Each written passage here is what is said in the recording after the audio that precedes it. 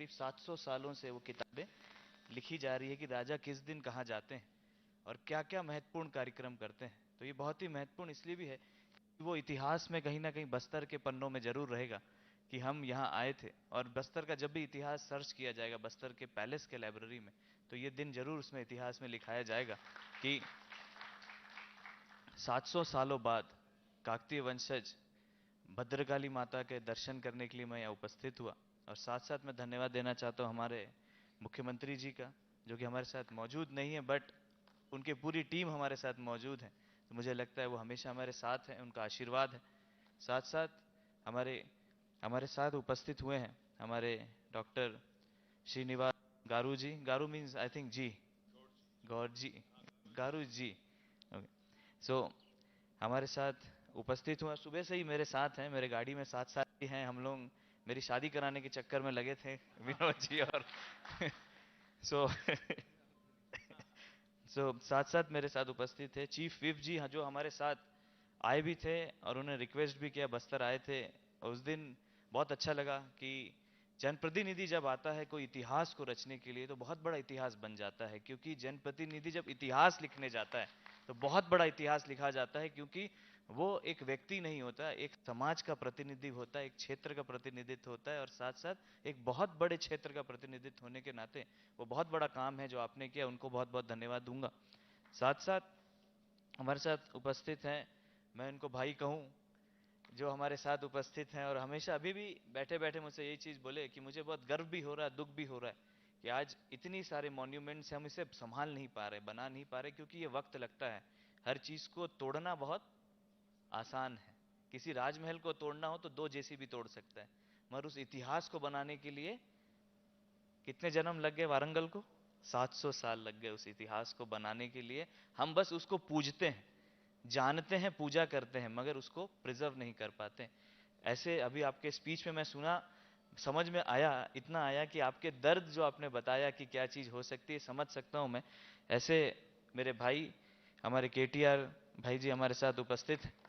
और साथ साथ मैं इतना बोलना चाहूँगा कि आज का दिन बहुत ही ऐतिहासिक इसलिए भी है क्योंकि 7 तारीख है, 7वां महीना है और 700 सालों बाद।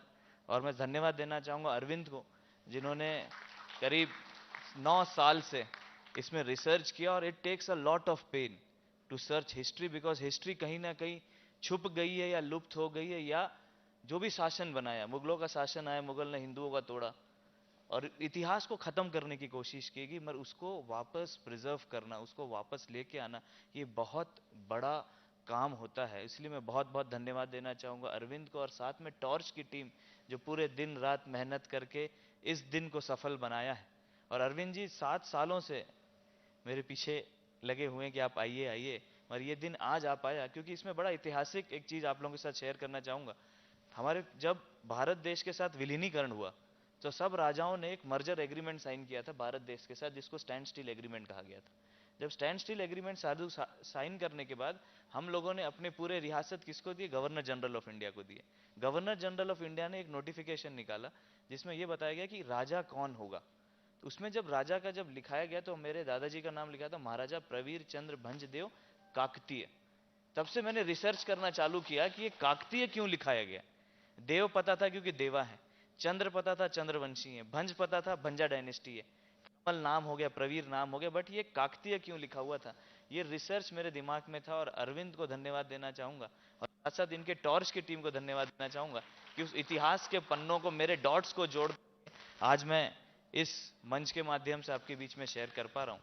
और साथ साथ हमारे जितने मंत्री जी भी हमारे साथ उपस्थित थे, जितने मंच में उपस्थित हैं, इतना ही कहना चाहूँगा कि आज इतिहास लिखना और इतिहास बनाना और इतिहास को प्रिजर्व रखना, ये 3 बहुत महत्वपूर्ण काम है। और जिसके लिए अभी मेरे बड़े भाई केटीआर जी बोल रहे थे कि हमें इसे प्रिजर्व करने की कोशिश है। मैं आपके साथ कंधे से कंधा मिला करके फाइनेंशियली भी जैसा भी हो सके जो मदद चाहिए मेरे तरफ से मैं जरूर करूंगा।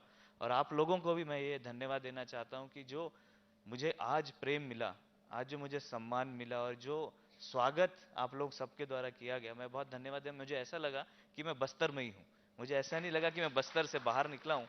और मुझे लैंग्वेज प्रॉब्लम हो ये भी नहीं लगा, क्योंकि कहीं ना कहीं वो प्रेम और वो भाव अपने एटीट्यूड में दिखता है, अपने व्यवहार में दिखता है और वो प्रेम मुझे सब में दिखा। इसलिए मैं बहुत बहुत धन्यवाद देना चाहता हूँ मुख्यमंत्री जी का, केटीआर जी का और उनकी पूरी टीम जो मेरे साथ है, उनको बहुत बहुत धन्यवाद देना चाहता हूँ। और आप लोगों से भी विनम्र निवेदन करना चाहता हूँ कि बस्तर दशहरा कभी हो सके तो देखने आइए। 75 दिनों का दशहरा है और आज भी मैं एक माटी पुजारी की हैसियत से 75 डेज ऑफ सेलिब्रेशन आज भी होता है और मैं एज अ मेन पर्सन उसका पूरा रिचुअल्स करता हूँ as a priest, not as the royalty, as a priest I do it. आज भी वो परंपरा चली आ रही है और छत्तीसगढ़ सरकार करती है। और अभी हम बात करते आ रहे थे कि आज भी राज दरबार लगता है, ये देश में कहीं नहीं है कि आज भी राज दरबार लगता है। और एक लगता है जिसको हम मुरिया दरबार बोलते हैं, जो कि आपको इसलिए बताना चाह रहा था कि बहुत इंटरेस्टिंग है ये चीज। ये कब चालू हुआ? 1400 में चालू हुआ। हम वारंगल कब छोड़े? 1326 में छोड़े। तब से जब छोड़ने के बाद जो समय था 1400 में जब हम लोगों ने वहां पे दशहरा चालू किया, तो हमने जनता को ये पावर दिया कि आप एक दिन में जो डिसीजन लेना चाहो राजा से ले सकते हो। उस दिन राजा पुजारी की हैसियत से बैठेगा, आप कमांड करोगे, राजा सिर्फ सुनेगा। तो आज भी वो मुरिया दरबार लगता है जिसमें जो भी मुख्यमंत्री होते हैं छत्तीसगढ़ के वहां उपस्थित होते हैं और निर्णय तत्काल लिया जाता है। किसी कलेक्टर को कागज नहीं दिया जाता, नहीं एसपी को दिया जाता है, डिसीजन तत्काल होता है। और आज भी वो प्रथा चली आ रही है। यही काकतियों ने भी किया, यही बस्तर के राजाओं ने किया कि वो प्रजा पालक रहे और प्रजा पालक ही उनको बना, प्रजा को ही राजा मान करके चले, प्रजाओं की सेवाओं के लिए सब काम किया।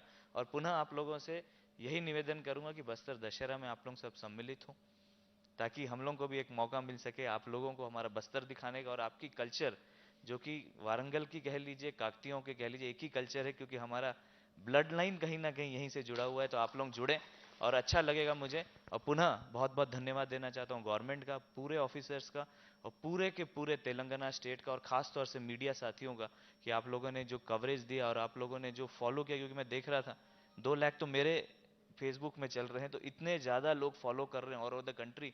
मैं धन्यवाद देना चाहता हूँ और कहीं ना कहीं युवाओं को एक मैसेज देना चाहता हूँ कि हमारी मौलिक जिम्मेदारी है कि हम इतिहास को जीने की कोशिश करें, इतिहास को देखने